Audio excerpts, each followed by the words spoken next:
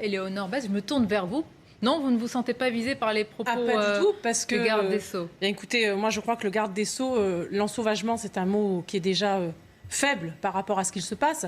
Je pense que M. Dupond-Moretti devrait s'adresser par exemple à un marin qui avait été agressé à Lyon pour avoir défendu un couple d'homosexuels qui s'embrassaient et qui est aujourd'hui paralysé à vie, handicapé à vie. Ce jeune homme a été victime, oui, de la sauvagerie de racailles, il faut le dire.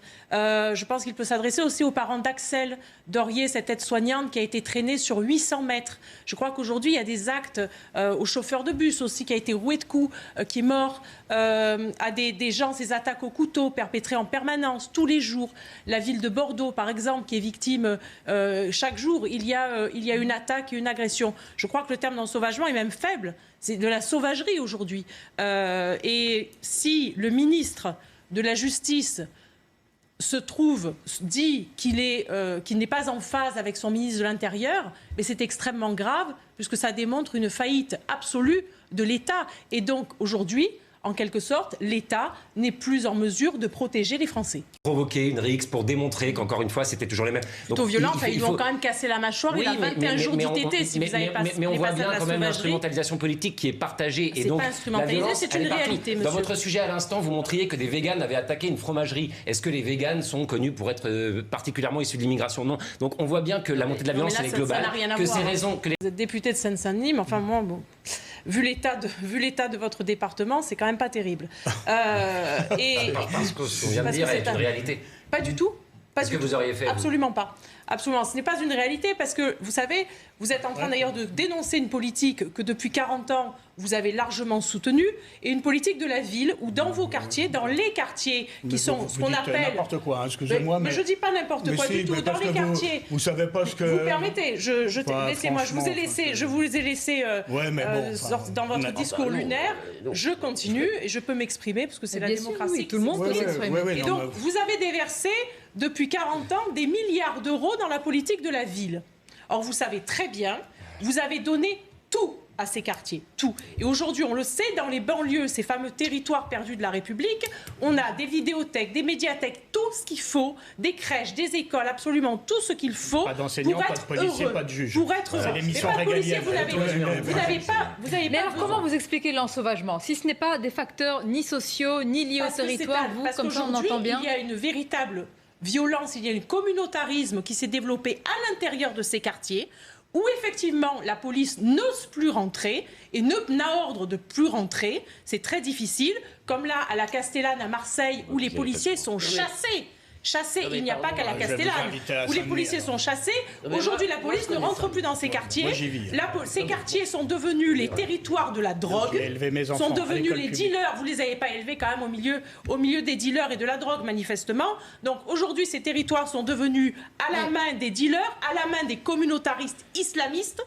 Et vous le savez très bien. Vous vouliez réagir à ce que vous disiez, Aurélien Taché, Éléonore Besse. Alors, vous êtes à des diagnostics, j'allais dire, de la situation de notre pays totalement aux antipodes, oui. Oui, mais Monsieur Taché est un chantre de l'immigration massive. Vous êtes le troubadour de l'immigration massive. Non, je suis juste opposé à vos propos sur l'immigration zéro. Mais aujourd'hui, ça fait de moi un chant de l'immigration massive dans le débat français. Vous êtes le chantre, effectivement, de l'immigration massive.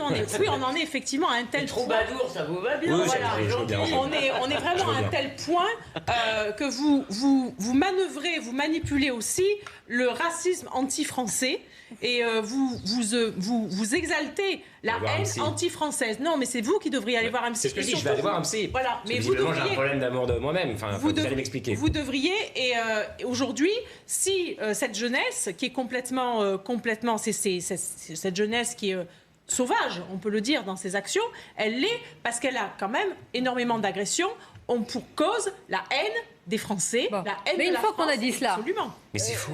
Qu'est-ce qu'on fait? N'importe quoi. Enfin, la délinquance crapuleuse n'est pas du tout liée à des raisons politiques. Vous dites n'importe quoi. Excusez-moi. Vous essayez de tout ramener là-dessus. Depuis tout à l'heure, vous nous avez fait le communautarisme islamique à toutes les sauces.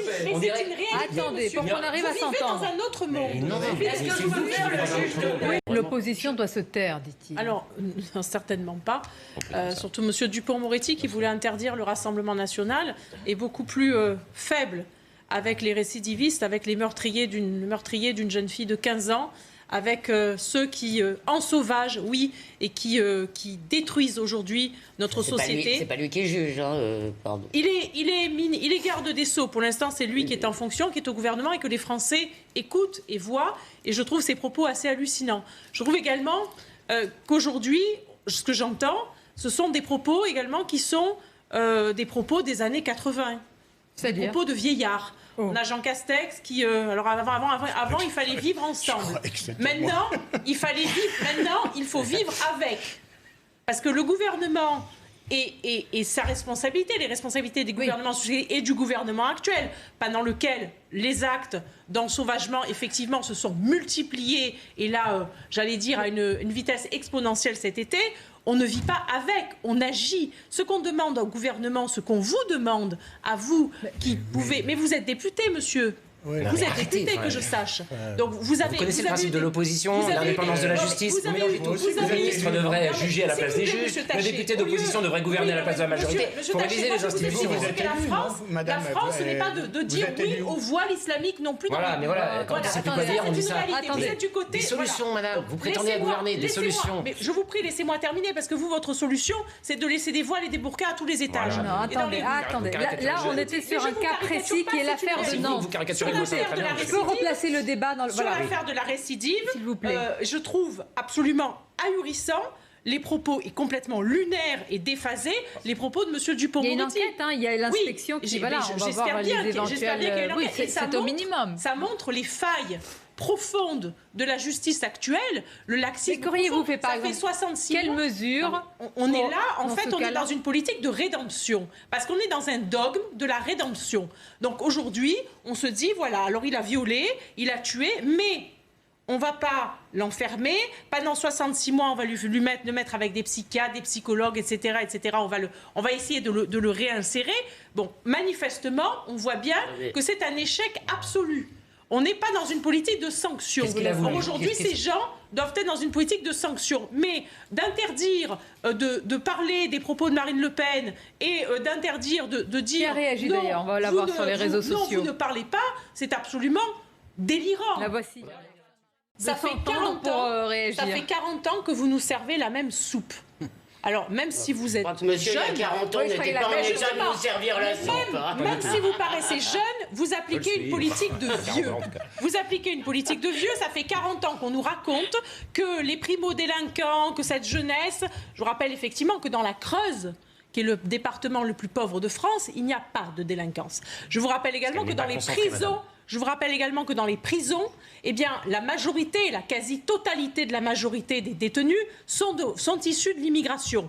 Je vous rappelle également, vous essayez d'excuser, vous êtes dans l'excuse permanente, je termine, vous êtes dans l'excuse permanente parce que vous êtes, encore une fois, eh bien, un immigrationniste convaincu, libre à vous. Mais vous nous sortez encore l'éternel ritournelle de la prévention, on va encore dépenser des subventions. Je termine. Laissez-moi juste terminer. Mais à un moment donné, ça fait des années, ça fait des décennies qu'on fait de la prévention, de la médiation, du ceci, du cela. Il y a absolument tout. Il y a absolument... Non, mais laissez-moi terminer, je vous ai laissé parler. Donc, je vous dis... Tout va bien. Voilà. Donc, ça fait des décennies qu'on nous parle de prévention, qu'on agit, qu'on prévient. Bon, et aujourd'hui, on s'aperçoit qu'il y a une escalade. Mais qu'est-ce que vous proposez? La prison pour tous, tout le temps? Des sanctions réelles. L'application de la loi. L'application de la loi, les sanctions. Et puis, vous savez, là, voilà, justement, Maurice Berger, c'est une violence toutes les 44 secondes en France. Une violence gratuite. Est-ce que c'est normal? Nicolas Sarkozy, comme aujourd'hui notre gouvernement, c'est pareil. C'est toujours des mots, rien que des mots, toujours des mots. Encore des mots. Exactement comme M. Darmanin, et on en parlait d'ailleurs tout à l'heure, on n'avait pas suffisamment parlé de la dissension entre M. Darmanin et M. Dupond-Moretti. Mais en réalité, il n'y en a pas de dissension. M. Darmanin, il est un petit peu comme Nicolas Sarkozy qui agitait son Karcher. On n'a jamais vu qu'un filet d'eau qui coulait, et surtout des forces de police forces de l'ordre qui ont été très largement diminuées. Et effectivement... aujourd'hui qui sont en sous-effectif et à flux tendu et très tendu donc dans certaines cités, comme on l'a vu dimanche à Marseille à la Castellane où ils ont été sortis de la cité. Et puis on a de l'autre côté, donc M. Darmanin qui vous dit oui, je vais lutter, je vais tout faire, il va sortir ses gros bras. Et puis à l'arrivée, comme pour l'affaire de Grenoble, eh bien, il y a 2 scooters qui sont saisis. La belle affaire. Donc en réalité, il n'y a pas de volonté ni de M. Darmanin, ni de M. Dupond-Moretti. Parce que derrière, il n'y a pas de volonté tout simplement d'agir. Pourquoi ? Parce qu'il y a surtout une idéologie. L'idéologie, c'est surtout d'agir contre le populisme, de reparler encore, de dire « Ah, mais c'est le Rassemblement national qui stigmatise, etc. etc., etc. » Et c'est surtout ça. La volonté, c'est surtout de se voiler la face et d'appliquer toujours, finalement, de ne rien faire et d'appliquer toujours cette fameuse politique de l'autruche. On met un couvercle, il ne faut pas parler des choses, on met un couvercle sur les choses, on ne parle pas d'ensauvagement, on ne parle pas de racaille, on ne dit pas les mots, on ne dit rien, et comme ça on pense que ça va passer. Sauf que les Français qui nous écoutent, aujourd'hui, ils sont au courant. Ils savent ce qu'il se passe, ils vivent, eux, tous les jours dans la rue, et pas dans des observatoires, ils ne regardent pas des sondages, eux, ils vivent la vraie vie, comme on peut la vivre, moi, comme je la vis aussi à Marseille. Et je peux vous dire que la vraie vie de tous les jours à Marseille, eh bien, ce n'est pas un observatoire, ce n'est pas un sondage, c'est une réalité quotidienne. La violence, comme discours. Pas du tout. Mais si, de remettre en cause les gens qui travaillent sérieusement, qui font des expertises, qui produisent des chiffres, ça aide au débat démocratique. Ça aide au débat démocratique. Vous pouvez me traiter de populiste, j'en suis très fière. Non, mais j'en suis très fière, je ne renie absolument pas. Moi, je suis avec le peuple, je suis une personne qui vit, sur le terrain. Je ne suis pas perchée dans des hautes sphères. Et donc, je crois, c'est ce qui nous différencie quand même. Je ne crois pas. Moi, je ne suis pas dans un château. Moi, je vis au milieu de ça. Et je peux vous dire que, par exemple, je vous donne l'exemple de la ville de Marseille, qui, en 2 mois, là, avec une majorité, alors d'abord une majorité LR qui n'a absolument rien fait, et maintenant une majorité écologiste qui fait encore moins, et c'est une catastrophe, eh bien, la ville, depuis 2 mois, est offerte à la délinquance, est offerte depuis le déconfinement, à l'immigration massive. Ça n'a pas changé depuis 2 mois. C'était déjà le cas avant. Les vols à l'arraché à Marseille, c'était tout le temps. Et ça recommence, ça continue, ça s'amplifie. Vous avez les rodéos sauvages la nuit. Qu'est-ce que vous répondez sur Nantes ? Parce que ça n'a rien à voir avec l'immigration. Ce monsieur s'appelle François Vergniaud. C'est le voisin que tout le monde connaît. Les faits ont choqué tout le monde. Mais les rodéos, par exemple, vous voyez, vous ramenez toujours tout à ça. S'il vous plaît, vous ramenez toujours tout à ça. Donc sur le fait de Nantes, c'est une affaire qui est extrêmement symbolique parce qu'elle démontre toute l'impunité absolue des meurtriers les plus effrayants, des barbares, des criminels. Et effectivement, là, pour le coup, eh bien, peu importe la nationalité de cet être qui aurait dû être en prison et qui n'aurait pas dû mériter 10 ans de prison. 10 ans de prison, la peine de départ est déjà très molle. Elle est déjà très molle parce qu'elle est déjà entachée d'idéologie. Et on est toujours dans cette culture, je le disais encore une fois, cette justice de la rédemption. Non, il y a une justice de la répression. Il faut se mettre du côté des victimes. C'est fascinant ce que vous dites. Je suis fascinée vraiment par l'angélisme que vous dégagez et ce que vous dites, qui est complètement perché, je m'excuse. Aujourd'hui, enfin, je veux dire, on est là à se demander si on va republier ces caricatures parce qu'on a peur d'un nouvel attentat. Et je crois qu'aujourd'hui en France, c'est ça qui est extrêmement grave. D'un nouvel attentat islamiste. Que cela vous plaise ou non, il faut le nommer, un attentat islamiste qui a fait 12 morts, Charlie Hebdo. Qu'on soit d'accord ou pas avec une caricature, ça ne justifie en rien de telles horreurs. Et